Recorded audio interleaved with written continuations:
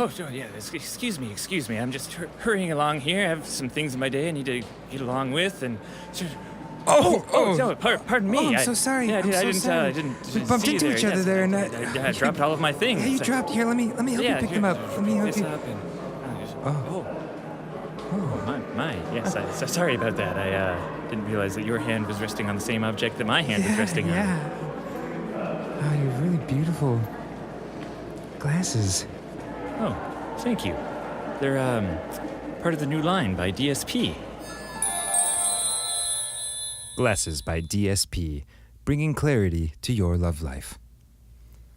All right. Hello, everybody. This is Graham. And there is no AshCon today because, as some of you may know, there's a thing called the Float Conference that's right around the corner. And he is the kind of head honcho, I guess is what we call him, for the Float Conference, and is busy at work preparing all the festivities and activities come mid-August. So in his place, we have Derek Wyatt, who you may recognize from previous episodes. He was here for Social Media Week. Say hi, Derek. Hi, Derek. Perfect. And before we launch into some more marketing questions for you, I did have a brief announcement, which is that the aforementioned Float Conference is coming up, and early bird tickets end very soon. So make sure to get them by July 19th, and after that, the price shoots up. So if you haven't gotten your Conference tickets yet, go nab them now. And today's question is, should I hire someone to do my marketing for me? And how do I find someone? Well, should you? If it's not going to be you, then yes. You should not do marketing. As a professional marketer, how do you feel about that, that question, Derek? Well, if you're going to hire me, then the answer is always yes. But no, somebody should be doing the marketing. So if it's not the person who's running the center, the person who's working it day to day, the shop manager, whoever it may be that knows what's going on and how to spread the word of floating, if they're not doing anything marketing related, then yes, you should hire a marketer. Right. So I guess that's like a really big question in the sense that there's a bunch of different kinds of marketing going on. You know, I feel like one of the most common things that people end up hiring for their centers is just social media marketers. But there are people who will run the entire marketing for your business and even community outreach and every kind of channel you'd want to get to. And I think one of the big problems for float centers is just that they can't really afford people who are running their entire marketing setup most of the time. You know, like that might be, and correct me if I'm wrong, you know, that's like a many thousands of dollars a month kind of position that you're tossing it into at that point. Well, I mean, if you're strapped for cash, the first thing you should hire is somebody who's going to bring you immediate cash. So kind of this nebulous, I've got somebody running my branding and somebody kind of doing loose PR, and that doesn't directly relate to dollars coming in the center in a short window of time. Probably not your top priority to hire. Now, on the flip side, if you had tons of money, then yeah, hire a full-blown agency that could do all that. But I think for most float centers out there, hiring somebody that's going to be able to do ad management, if somebody is not assigned to daily, social media marketing, then maybe that kind of goes hand in hand. Because with ad management, you're going to probably direct people to a Facebook page. You're going to want engagement on that Facebook page. So flashback to Social Media Week, you definitely want to have at least a good balance between organic content and paid content. Yeah, that makes sense. And I guess, so most often, just to kind of skip to what I see a lot of float centers doing, which I think works well for them, is they will, the center owner will end up managing a lot of the marketing that's going into the center. And most often, especially with outreach, with collaborations with other wellness professionals, all that kind of fun stuff, going out to dinners and putting it on the company card. And then they'll hire out for the really more mundane, time-consuming things. And Float On is kind of no exception. We actually do a lot of our marketing in-house, and then we initially brought Derek Wyatt on board for the first paid position with Float On, running our social media. That was kind of the first part of marketing that we had outsourced. And it's because it happens every day. It's kind of a moving target in terms of what best practices are. So if you do want to keep on top of good social media content, to me, it means you not only have to be posting every day and generating content, you also need to be researching and finding out what's good on social media. And at some point, to me, that's just worth paying an outside person to stay on top of. Like that shouldn't be what you waste your time on as a business owner, in my opinion. 100%, especially if it's not your forte. If you don't even like to check Facebook for your own personal life, then like definitely hire somebody to have it run your business. Yeah, and that's a good. I almost like I've heard many apprentices coming through saying, "Oh, I guess I'll have to make a Facebook account so I can manage this Facebook page," and they might have to make a Facebook account. But if they're just making a Facebook account for their business, they're probably not going to manage it the best. Right, and they're not going to understand like the little nuances that go into making a good online presence if they don't already kind of have that baseline knowledge. So the answer keeps going back to probably should hire a marketer. It's kind of one of those things that, yeah, you can do a lot of the in-person face-to-face yourself, and you should. I mean, if I'm going to be building a community relationship with you, I want to be talking to the owner, not some third-party person brought in to, negotiate midway. Like, you definitely want to do all of your in-person stuff yourself, and then anything after that, go ahead and start seeking out an expert. And what do you think should be the range of tasks that the marketing person, what's the scope of marketing person that a standard float center should be looking for, in your opinion? Well, I mean, somebody with a proven track record is usually a good start. So, I mean, there's a lot of freelancers out there. There's a lot of people just getting started in marketing.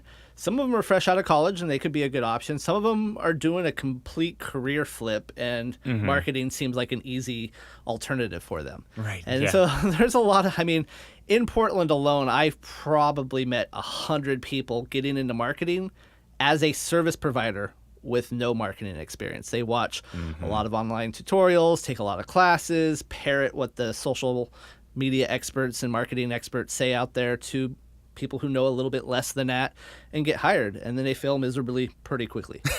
So, I mean, what should someone hire for, or how should someone begin hiring? So that's kind of like the second part of the question, too, is like, how do I find someone? But I guess right before we just launch into that one, what are the tasks ultimately that in your mind the marketing person should be doing? Like, what am I hiring someone to do as a center owner?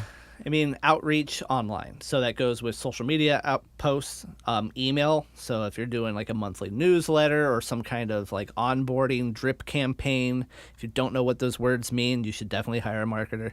So, I mean, it comes down to anything technical is probably going to be one of those first initial tasks, like setting up your Google Analytics and making sure you have tracking and putting in the Facebook pixels and all that stuff. So the first couple of things should be small tasks. See if they know how to, I guess we're jumping into what they should be looking for. And that's great as long as it overlaps. But yeah. the online presence stuff I think is good. Potentially, if the person or firm can do PR, I think that's great. Or you might have to hire someone else to do occasional press releases. And there's something to be said about the I know how to do everything marketer versus like hiring a specialist, right? So yeah, I can dabble in SEO and I can dabble in PR, but I'm really good at copywriting, digital strategy, social media, so I stick to that. And if you, Graham, wanted to hire somebody for PR for Float On, probably don't turn to me. Right. But at the same time, if you get a single freelancer that says, I'm a graphic designer, and I'm a website expert, and you probably want to like hold up a red flag, because that's a warning sign right there. Yeah. If someone claims to be good at everything, right, they're probably in fact pretty mediocre at everything. Yeah. So that's something to kind of also look out for. Like hiring a specialist probably is a good idea. If you're completely blind to Facebook ads, probably hiring a Facebook ads expert is a good idea.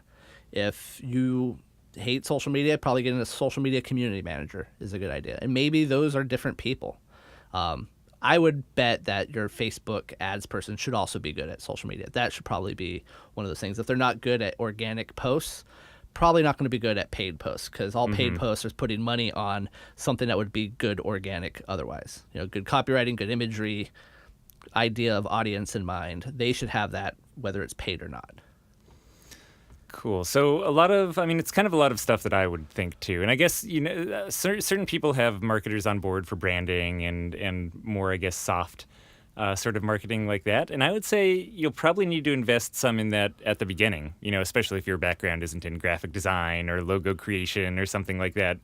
But after the beginning and after your brand's established, you don't really need someone on board long term who that's their goal is to maintain your branding or something. You know, you're not like Nike where you need to make sure that your logo is always a certain size on all the t-shirts it gets printed on and stuff like that. Like once you have your brand, it's pretty much set. So I guess I agree. Yeah. So it's kind of just to recap then, the online stuff is social media, mailing list, maybe some PR. Those are kind of the things we're looking at a marketer for if we're hiring one. So I want to pose an interesting question back at you. So when we first met, probably 7+ years ago now, you have still a good marketing mind on you, and you could have done all the marketing things for Float On. What point did you decide I need to get somebody else to help out with this? It was more like as soon as I find someone qualified to take over anything that I'm doing, I really jump at the chance, especially if it's, like I said, the kind of repetitive things. And I guess this goes into that philosophy of why you should hire a marketer in the first place, and why you should also do your own marketing, at least partly if you are a small business owner, which is, I think, your job as a small business owner is to work on your business. You know, the classic cliche of like work on your business, don't work in your business. But it's, you know, working on your business, especially for a small to mid-sized business. You're not making these huge strategic alliances with other gigantic multi-billion-dollar corporations. You're not, for the most part, like deciding where your next 30 stores are going to be set up and doing these big things. So you're like, to work on your business and to grow it, you need to work on marketing. That should and it's a not uncommon business philosophy that for small business owners, what they should work on with more than half their time is that marketing, making sure their business cranks along, that the customers are coming through the door. So I think there's that side. But then again, as soon as that gets repetitive and I realize I have it locked down and I know exactly what you're supposed to do, like with social media posts and getting this content out regularly, I would love to ship that off to someone else. You know, it's like that piece of the puzzle is in place. And you came along at a very good time for me to say, oh, great, well, this person knows what the heck they're doing. Let me give some of this to Derek, and he can take that off my plate so I can work on these other more abstract marketing ideas that I have and hopefully get some of that on lockdown too. And I think that's a good point to make. Like, I've talked to a lot of float center owners. I don't get marketing. I'm not a marketer. I don't have this knowledge of marketing like you do. I think that as a business owner, forget float center owner, you need to have a base understanding of marketing. You don't have to have a technical understanding of how to do Facebook ads or how to set up Google Analytics, but you have to have a base understanding of how to define your audience, how to state what you do is a solution to someone else's problem. There's a lot of things that out there that I feel like all float center owners and all business owners should at least have a foundation of basic marketing strategy, that kind of stuff, because then you'll know exactly which direction you'll probably want to take your business in the marketing world, and then know what to hire for. You also know how to smell bullshit that comes your way. Like if somebody's like, oh, I'm going to just do these buzzword, you can probably go, oh, there's no substance there. You're just telling me tactics. You're not telling me strategy. I'm going to be your guru of engagement. Right. So, I mean, I would encourage, I can give book recommendations, but I think some of the fun of finding what appeals to you in marketing education is finding the books that appeal to you. I mean, there's a lot of good marketing knowledge out there, and just picking up books, and if it doesn't hit you the right way, put it down and go get another one that does.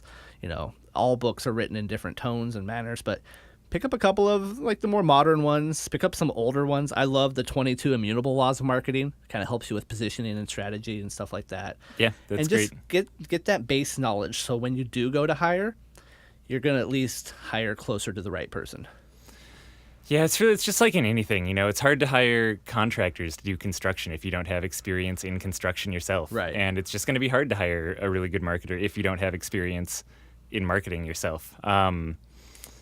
Recommendations is great, and it's just like we say for contractors too. If you're looking for a marketer, get references from past businesses they've worked with. Actually check those references. Make sure that you talk directly to people who have worked with them. Because even if the end product is good and you like their social media campaigns and the look of the websites they've worked on, it might have been a totally miserable process actually getting that out of the marketer. So, call the people up and make sure that actually working with them went well and that they're happy with that process as well.